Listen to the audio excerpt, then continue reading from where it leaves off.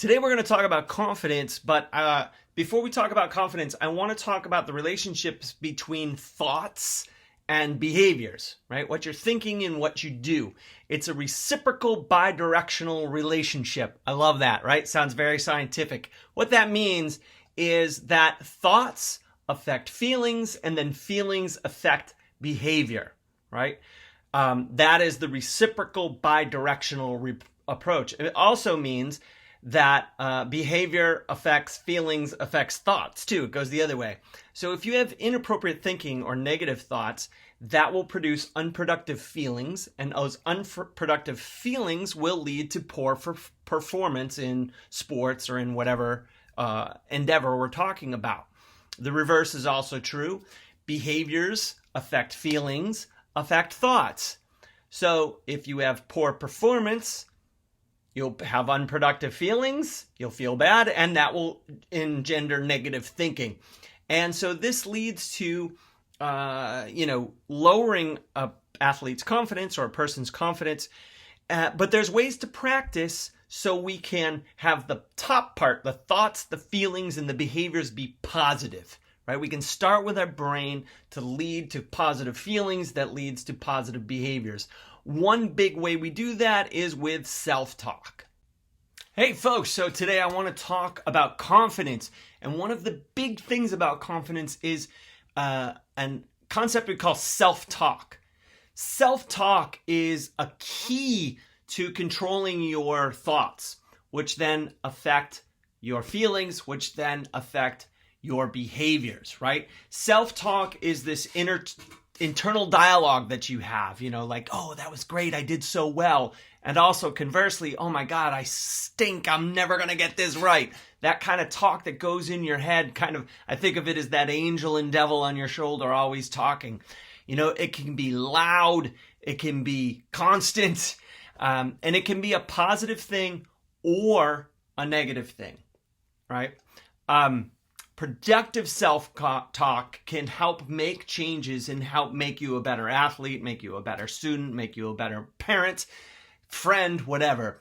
And that's what we want to focus on in this unit. I'm going to just talk about one specific case to sort of demonstrate it, and you'll read more about it in your book. This is a player here. His name was Carlton Cole, and he played for Chelsea FC in their youth club. And he was promising. He was a very big, tall, strong player. But when he got to play on the Chelsea first team, he never really lived up to his potential. And this is from the coach at the time, Claudio Ranieri, said, 2 years ago, I watched Carlton play for the reserves and saw two animals in him. One was a rabbit, the other was a lion.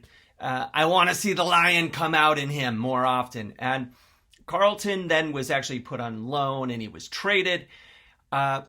Wasn't living up to his potential. Carlton Cole had a problem with ants. Okay? Not those little things with 6 little legs, but something we call autonomic negative thoughts. The negative thoughts that come in your head automatically. Okay? It suggested humans have over 60,000 thoughts a day, and about 2/3 of those are negative. Now that makes sense because we evolved where negative thoughts kept us alive. If a lion was coming after us, we would think, oh my God, I should run away. I cannot beat this lion that could eat me with its huge teeth. And it helped save us. So those kind of thoughts were preserved by natural selection in our brains. But now we don't have lions we're facing. We're just trying to play better soccer or get a better score on a math test.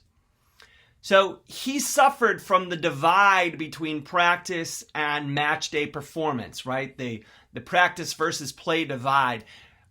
Practice, he looked great, and then when he got on the field during a real game, he never lived up to his performance. You can kind of think about this way. If you put a 2x4 on the ground, a 4-inch board, and you just put it on the ground, and I said to you, hey man, can you walk across that board? You'd say, yes, I can do this. This is so easy. But what if I raise that board 50 feet in the air, right? And then you'd be like, what the I can't do this, right? But really, it's the same board you're walking on, right? It's the same task. It's just now you've changed the situation.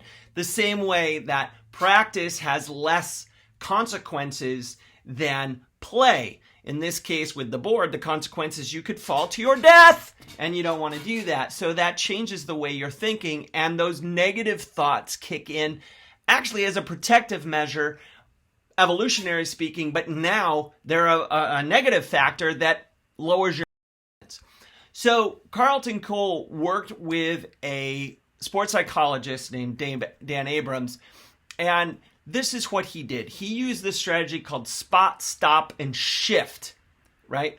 And what it was is he practiced with Carlton Cole to spot the negative thoughts, make him recognize those negative thoughts, then stop them, and then shift those thoughts and reframe them into a more positive, productive self-talk.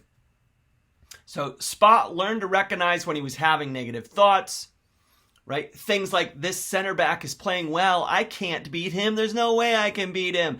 The coach is going to pull me from the game. Those kind of thoughts, right? The kind of thing like, oh man, I never do math. I'm terrible at math. Right, of course, if you just say, hey, I'm good at math, I just need to study a bunch, it would be more positive. And then he would say, stop. And what the sports psychologist had him do was just to imagine a stop sign. Just close his eyes and imagine a stop sign, a mental stop sign saying, stop those negative thoughts. And what he did is he shifted the negative thoughts to a more confident self-talk, right? Stop. I can beat the center back. I can score. Remember before he was thinking this center back is playing so well, I can't beat him. But now he would say, stop, put the stop sign there. The stop sign in his head. Thank you. I got another pair of glasses here. And then he would say, I can beat this center back. I can score. And stop. I can keep up my work rate. I can win the ball, right? All these positive self-talks. But the key was recognizing his autonomic negative thoughts, those automatic negative thoughts, those ants crawling around in his brain. And then, once he worked with this sports psychologist, he had a pretty successful career at West Ham, and he played for the England national team. He had 21 national caps. So he was able to get closer to his potential. And you can too. And this chapter, you're going to talk about self-talk, and you're even going to have a little exercise where you keep a self-talk journal to try to learn about some of those negative thoughts that come into those ants, those autonomic negative thoughts that creep into your brain, and how to shift and reframe talking about those.